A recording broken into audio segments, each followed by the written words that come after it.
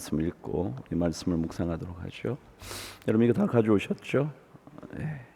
기도 한번 하겠습니다. 하나님 아버지, 새날이 밝았습니다.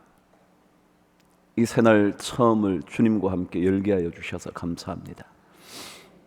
우리를 잘 사용하여 주셔서 주의 교회의 영광을 통하여 하나님을 영화롭게, 세상을 아름답게 하는 교회가 반드시 되도록 축복하여 주시옵소서. 이 아침에 주의 교회의 성전의 뜰을 밟은 모든 성도들의 가슴 속에 하늘 아버지의 거룩한 영이 임하게 하여 주셔서 하나님의 사람으로 꼭 살아갈 수 있는 능력을 덧입게 하여 주시옵소서. 이 아침에도 주님 앞에 거룩한 예물을 드립니다. 한 끼를 금식하며 종일을 금식하기로 결정하며 주님 앞에 예물을 드립니다. 하나님 아버지, 주님 앞에 간절히 구하오니 비어지는 곳간마다 하나님 아버지 직접 찾아오셔서 주의 거룩하고도 복되고도 윤택한 복으로 채워주셔서 우리의 가정과 우리의 일터 속에서 하나님의 풍성함을 꼭 맛보게 하여 주시옵소서. 이 아침에도 눈물로 기도하는 성도들의 간절한 기도를 들으셔서 그들의 경제적인 아픔 하나님께서 반드시 그 아픈 마음을 치유하여 주시고 삶을 더욱더 주의 기름진 것들로 복되게 하여 주시옵소서. 귀한 아침 우리에게 주신 줄 믿고 감사를 드리며 예수 그리스도 이름으로 기도드리옵나이다. 아멘. 우리 시편 6편 1절부터 마지막 절까지 우리 함께 말씀을 읽도록 하겠습니다. 저와 함께 교독하실까요? 제가 1절 시작합니다. 여호와여, 주의 분노로 나를 책망하지 마시오며 주의 진노로 나를 징계하지 마옵소서.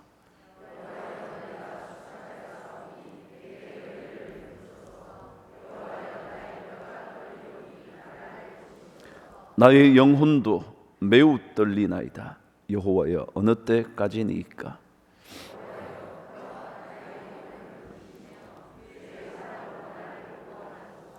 사망 중에서는 주를 기억하는 일이 없사오니 스올에서 주께 감사할 자 누구리이까?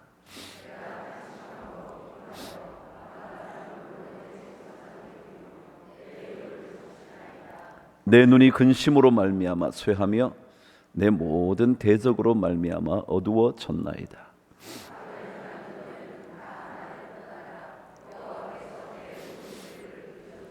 여호와께서 내 간구를 들으셨으며 여호와께서 내 기도를 받으시리로다. 내 모든 원수들이 부끄러움을 당하고 심히 감시. 아멘.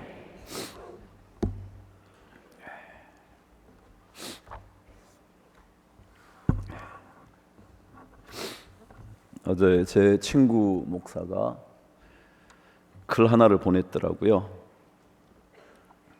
뭐라고 보냈냐면, 한 친구가 돈 걱정하지 않고 살았으면 좋겠다고 연락을 했대요. 그래서 이렇게 말해줬다네요. 돈은 잘 지내고 있으니까 걱정하지 말고 너나 걱정하라고. 참 재밌는 말이었죠. 돈은 잘 지내니까 걱정하지 말고 너나 걱정하라고. 그래, 우리가 정말 걱정해야 될 것을 걱정하지 않고 엉뚱한 것 걱정하지 않나요?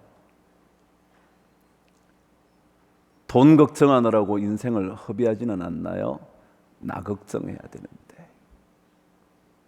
내가 더 하나님의 좋은 일꾼이 되지 못하는, 내가 우리 가정에 더 좋은 가장이 되지 못하는, 내 친구들에게 더 영적인 모범이 되지 못하는, 주변 사람들에게 그리스도인이라는 사실, 그것을 더 잘 드러내지 못하는, 향기가 죽어버린 그리스도인인 것에 대하여 내가 걱정해야 되는데, 참 엉뚱한 것 들고 우리가 걱정하는 것은 아닐까요? 내 걱정해야 되는데. 그래요? 사회가 얼마나 복잡한데요? 아니요, 부조리투성이죠. 생각만 해도 분노가 치밀죠. 그런데 그 사회도 걱정해야 하지만 사실은 우리를 걱정해야 되는 것 아니겠습니까? 오늘 시편 기자는 하나님께 기도합니다. 간구하고 있습니다. 왜요? 하나님은 그 간구에 귀를 기울여 주시는 분이기 때문입니다. 왜 우리가 이제껏 길고 긴 신음소리로 하나님께 기도합니까? 하나님께서 그 기도를 들어주실 것이라고 우리의 믿음이 고백하기 때문에 그렇습니다. 하나님은 결코 우리의 간구를 지나쳐 가지 않습니다. 반드시 우리의 간구에 응답하시는 분이십니다. 오늘 9절 말씀은 이렇게 우리에게 들려줍니다. 읽으실까요? 시작. 여호와께서 내 간구를 들으셨으며 여호와께서 내 기도를 받으시리로다. 아멘. 정말 아멘입니까? 그래야 하나님께서 우리의 기도를 반드시 들으실 겁니다. 우리의 간구에 귀를 기울이시고 내 기도를 받아 주실 겁니다. 그런데 저는 말씀을 읽다가 반드시 받으시는 것이 분명한데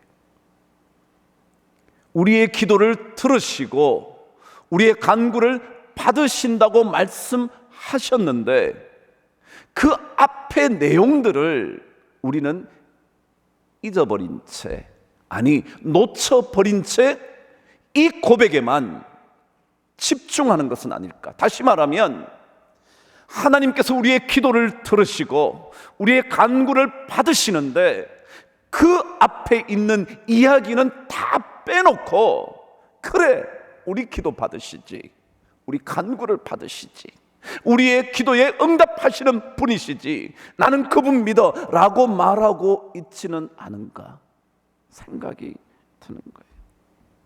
여러분, 만일 하나님께서 우리의 간구를 다 들어주신다면 우리 기도가 하나님 아닙니까? 우리 기도가 하나님이 되는 것 아닙니까? 우리가 기도하면 하나님은 다 들으시니까 우리 기도가 하나님보다 더 강력한 것 아닙니까? 그래서 오늘 성경은 하나님의 들으심, 하나님의 응답하심 앞에 있어야 할 게 있다고. 그것을 가지고 기도할 때 하나님은 우리의 간구를 들으시고 우리의 기도를 받아 주신다는 것, 그거 한번 이 아침에 묵상해 봤으면 좋겠다 라는 거죠. 다윗은 우리의 간구를 들으시는 하나님의 이야기를 하기에 앞서서 중요한 몇 가지를 고백합니다.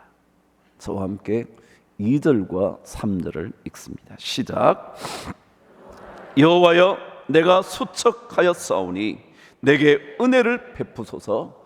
여호와여, 내 뼈가 떨리오니 나를 고치소서. 나의 영혼도 매우 떨리나이다.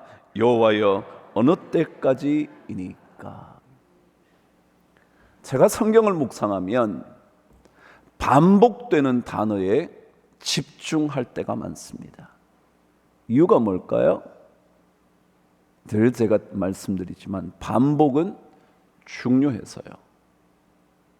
한 번 말해서 안 될 것 같으니까, 한 번 말한 것으로는 스쳐 지나갈까 봐, 그래서 또 강조하는 겁니다. 두 번이든 세 번이든 할 수 있는 대로 강조하는 것들이 있습니다. 그거예요.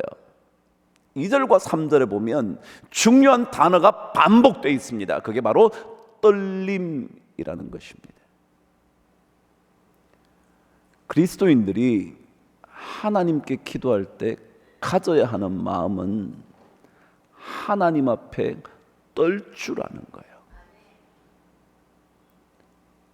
이제 끝으로 왔던 한 단어를 쓰자면 하나님 두려운 줄 알아야 하는 거예요.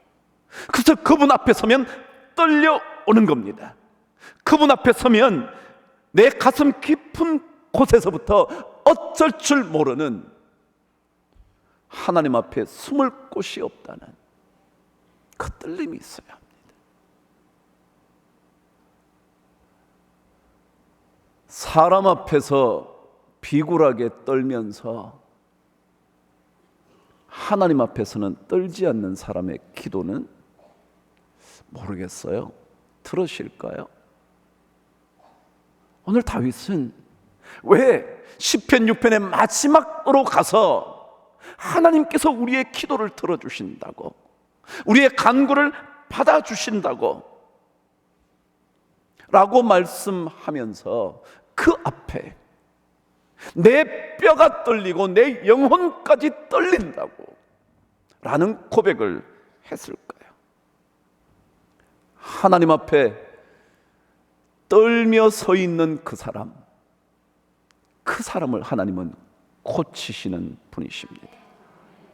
우리가 어떻게 고침을 받냐고요? 우리 인생이 어떻게 달라지냐고요?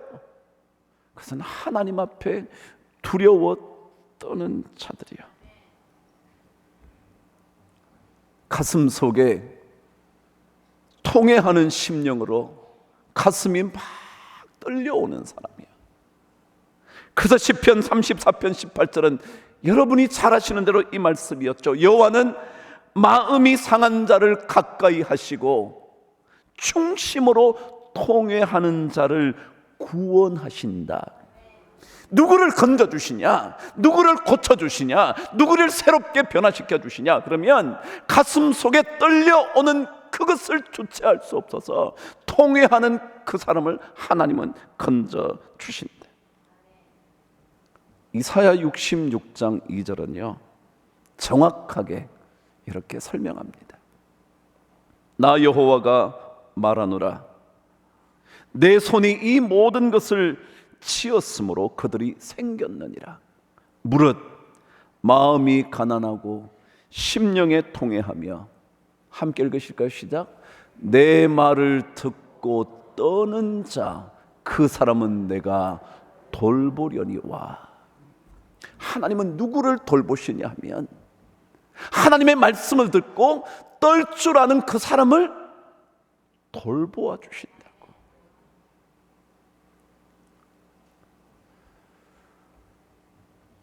사람 앞에서 당당해야 되는데 우리의 중심까지 살피시는 하나님 앞에서조차 모르실 것이라고, 똑같이 볼 수 없을 거라고 생각하며 당당해진다면 그 사람의 기도는 듣지 않으실 가능성이 있다는 얘기를 오늘 다윗이 고백하고 있지는 않은가.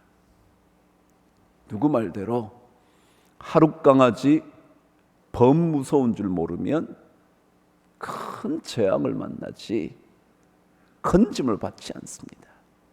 하나님 앞에서 우리가 진짜 어떠한 존재인지를 알고 그분 앞에 두려워 서기조차 어쩔 줄 몰라 하며 떠는 그 사람을 하나님은 건져주시고 떨면서 하나님 앞에 간구하는, 주님 어느 때까지입니까? 라고 말하는 그 사람의 기도를 들어주신다는 거죠. 영혼까지 떨려오는 그 사람의 간구, 뼈까지 떨려오는 그들의 기도, 그것을 통해서 우리는 고침을 받을 수 있고 하나님은 우리를 돌보시며 구원해 주실 수 있다는 거죠. 그런데 오늘 성경은 떨리는 사람의 특징 하나요, 그것이 바로 6절에 기록되어 있습니다. 읽으실까요? 시작. 내가 탄식함으로 피곤하며 밤마다 눈물로 내 침상을 띄우며 내 요를 적시나이다. 떨 수 있는 사람의 가장 중요한 특징 중에 하나가 눈물이라는 것입니다. 눈물이요. 하나님 앞에서 눈물을 흘릴 수 있는 사람이요. 얼마나 눈물을 흘렸으면 침상을 띄울 정도가 될까요? 그 눈물의 바다에 둥둥 침상이 뜬다는 거죠. 요가 완전히 적셔져서 그 요에 누울 수가 없다는 거죠. 우리 너무 눈물이 메마르지 않았나요? 늙었다는 이유로요. 오래 믿었다는 이유로요.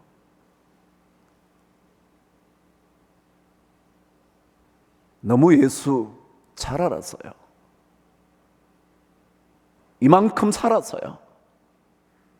하나님 보시기에 별로 부끄러울 게 없었어요. 내가 너보다 잘했어요. 당신보다는 내가 조금이라도 나으니까요. 그래서 자꾸 눈물을 잃어버리는 것은 아닙니까? 세상 사람들도 눈물을 흘리면 정화가 된다 그럽니다. 깨끗해진다는 거예요. 예수 믿는 사람들에게는 이 눈물은 필수입니다. 근데 우린 자꾸만 눈물을 잃습니다. 대신 분노합니다. 대신 비난합니다. 대신 남들을 지적합니다. 자기 속에 사라지는 눈물에 대하여는 조금도 생각지 않고 남의 잘못에 우리는 자꾸만 눈을 뜹니다. 눈을 부라리며 그들의 잘못된 것을 지적하고 싶어 합니다. 눈물을 놓치는 간구, 떨리는 심정을 놓친 기도, 하나님 앞에서 울면서 자신을 돌아보지 않는 그 기도, 하나님께서 들으신다고 말씀하지 않습니다. 아내의 아픈 마음을 보며 남편이 울어본 적 있나요? 우리 다 남편이라는 이유 때문에 대단한 권리를 부여받은 것처럼 아내의 마음을 아프게 할 때가 참 많지 않습니까? 그래도 우리는 눈물 한 방울 흘리지 않지 않습니까? 아내는 울고 있는데, 아내는 견딜 수가 없어서 울고 있는데 우리 마음은 당신 잘못이야 라고 말하고 있지 않습니까? 제가 그런 사람이니까. 우리 자식들은 가슴속 깊은 곳에서 눈물을 쏟아내는데 아버지인 우리는 돈 좀 벌어온다는 권리 하나만 가지고 그들에게 눈물 한 방울 흘리지 않는 아버지는 아닙니까? 하나님 앞에서 우리 자신의 삶이 뭐 이 정도면 됐지, 내가 장로면 됐지, 내가 권사로 살았으면 됐지, 이만큼 섬기면 됐지, 뭘 더 바래? 그 마음으로 자꾸만 눈물을 잃고 있지는 않습니까? 왜 신앙의 연륜이 눈물을 마르게 합니까? 신앙의 연륜이 깊어질수록 더 깊은 눈물의 골짜기로 걸어가야 하는데 왜 우리는 자꾸만 눈물이 마릅니까? 다윗처럼 내 눈물이 침상을 띄우며 내 혀를 적신다고 말할 수 있다면 하나님은 그 사람의 간구를 들으시고 그를 고쳐주시게 될 거라는 거죠. 주님도 말씀하지 않았습니까? 애통하는 자는 복이 있다고. 눈물을 흘리며 슬퍼하며 가슴 속에 통해하는 그 사람에게 하나님이 복으로 찾아와 주신다. 그래서는 성경 8절은 이렇게 말하잖아요. 읽어보실까요? 시작. 여호와께서 내 울음소리를 들으셨도다. 여호와께서 내 울음소리를 들으셨다. 눈물을 흘리며 주님 앞에 부르짖는 소리를 들으신다는 거죠. 우리를 고치는 길은 다른 곳에 있지 않습니다. 하나님 앞에서 우리를 들여다보면서 울음소리 내어 보는 것입니다. 하나님 앞에서 당당하다 장담하는 것이 아니라, 그래서 내 눈에서 눈물 한 방울 흐르지 않는 것이 아니라, 내 메마른 눈물 때문에 아내와 자식의 눈에 눈물이 흐르고 있다는 것 생각하면서 하나님께서 들으시는 눈물의 간구를 드려야 하는 것이 아닐까요? 하나님의 은혜를 생각하면 눈물이 흐르고요, 하나님의 구원의 은혜를 생각하면 나의 죄악된 삶이 너무너무 어쩔 줄 모르겠고요. 오늘 기도를 읽는데 두 번째 기도부터 막 눈물이 흐르는 거예요. 우리 그래요. 잘난 것 같지만, 잘 사는 것 같지만, 그러나 하나님께서 들으시는 기도를 올리고 있지 못하다면 우리는 치료받기 어려울 겁니다. 사람의 눈물도 한 사람의 삶을 바꿀 수 있지 않겠어요? 우리의 눈물이 내 자식의 삶을 바꿀 수 있지 않나요?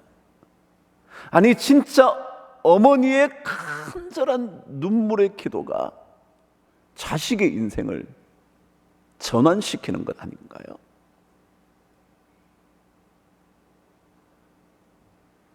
우리의 기도 하나님께서 눈물로 드려진다면 받으실 거다. 성경은 말합니다. 제가 어제 글을 읽다가 호메로스의 일리아드를 읽었습니다. 거기에는 그리스와 트로이가 전쟁하는 이야기 하나 나왔죠. 그 그리스의 유명한 장군이 아킬레우스라는 장군이었습니다. 트로이의 유명한 장군은 헥토르라는 장군이었습니다. 둘이 맞붙어 싸웁니다. 위대한 전사이지만 아킬레우스를 이길 수 있는 전사는 거의 그 당시에 없었습니다. 결국 헥토르는 아킬레우스에게 목숨을 잃고 맙니다. 근데 이 아킬레우스가 트로이 그 모든 국민들에게 완벽한 패배감을 주기 위하여 헥토르의 시신을 끌고 다닙니다. 비참할 정도로 자신들의 장군이 이렇게 보잘것없다는 것을 완벽하게 보여주기 위하여 끌고 다니며 시체조차 보내지 않습니다. 그러자 아들을 잃게 된 헥토르의 아버지 프리아모스라는 왕이 어쩔 줄 몰라. 여러분 그렇잖아요. 자식을 잃은 것만도 고통 중에 고통인데 그 자식의 시신조차 묻을 수가 없다면 얼마나 큰 아픔이었겠습니까? 그때 이 프리아모스가 결단을 합니다. 그러고는 수많은 재물을 가지고 아킬레우스를 찾아갑니다. 그러고는 그 앞에 무릎을 꿇습니다. 무릎을 꿇고 눈물로 읍소를 하는 겁니다. 그대로 한번 읽어볼게요. 신과 같은 아킬레우스야, 사실은 자기 아들과 비슷한 또래의 장군인데 자기 아들의 시신을 얻으려고 그렇게 말하는 겁니다. 신과 같은 아킬레우스요, 그대의 아버지를 생각해 주시오. 나와 동령배인 슬픈 노령의 문턱에 서 있는 그대의 아버지를 생각하며 내게 은혜를 베푸시오. 당신의 아버지는 그대가 살아있다는 소식을 들으면 마음속으로 기뻐하면서 날이면 날마다 사랑하는 아들이 트로이에서 돌아오는 것을 보게 되기를 고대하고 있을 것 아니요. 그러나 나는 참으로 불행한 사람이요. 나의 아들 한 명도 남지 않았으니 말이요. 혼자 남은 그 아들이 도성과 백성을 지키다가 조국을 위하여 얼마 전에 당신의 손에 죽지 않았어. 그래서 내가 지금 그 아이 때문에 그대에게서 그 애를 돌려받고자 헤아릴 수 없는 몸값을 가지고 당신을 찾아온 것이요. 아킬레우스여, 그대의 아버지를 생각하며 나를 동정해 주시오. 나는 세상에 어떤 사람도 참아할 수 없을 일을 하고 있지 않소. 내 자식을 죽인 사람 앞에 무릎을 꿇고 얼굴에 손을 내밀고 있지 않소. 이 말을 듣고는 트로이 국민을 완전히 전멸하고 싶었던 아킬레우스의 마음이 움직이기 시작합니다. 그리고는 그 노구의 아버지의 눈물의 얘기를 듣고 아킬레우스가 막 웁니다. 그러고는 아들의 시신을 내어줍니다. 헥토르의 시신을 내어주면서 이 장수를 장례 지내는 기간 동안 전쟁은 없을 거라고. 제가 왜 긴 얘기하죠? 눈물은요, 사람을 바꿔요. 눈물이 흐르는 순간 내 자신도 바뀌고요, 내 가정도 바뀔 수 있고요. 아니, 진짜 눈물의 기도로 하나님 앞에 드리면 하나님께서 마음을 바꾸시고 우리의 기도를 들어주세요. 그때 하나님께서 우리에게 주실 복이 있다고 성경 10절은 우리들에게 가르쳐 주죠. 한번 읽어보실래요? 시작. 내 모든 원수들이 부끄러움을 당하고 심히 떨미어 갑자기 부끄러워 물러가리라. 우리가 그런 기도를 드릴 때 하나님께서 우리의 적들을 물리치시고 우리의 원수를 부끄럽게 수치스럽게 물러가도록 해 주실 거라는 거죠. 통회하는 눈물 없이 하나님 앞에서 두려워 떨리는 가슴 없이 아무리 기도해 봐야 하나님의 마음이 움직여지지 않을 거라. 하나님 앞에서 겸손히 자신을 돌아보며 떨며 눈물을 흘리며 기도할 때 하나님은 우리의 간구를 들으시고 우리의 기도를 받으실 거다. 한 시인의 시를 제가 읽어드리고 여러분에게 말씀을 맞춰보죠. 제목이 두 가지만 주소서라는 기도문 같은 시입니다. 나에게 오직 두 가지만 주소서. 내가 바꿀 수 있는 것은 그것을 바꿀 수 있는 인내를, 내가 바꿀 수 없는 것은 그것을 받아들일 수 있는 용기를. 많이 들어본 기도문 같죠? 그 다음에 이렇습니다. 나에게 오직 두 가지만 주소서.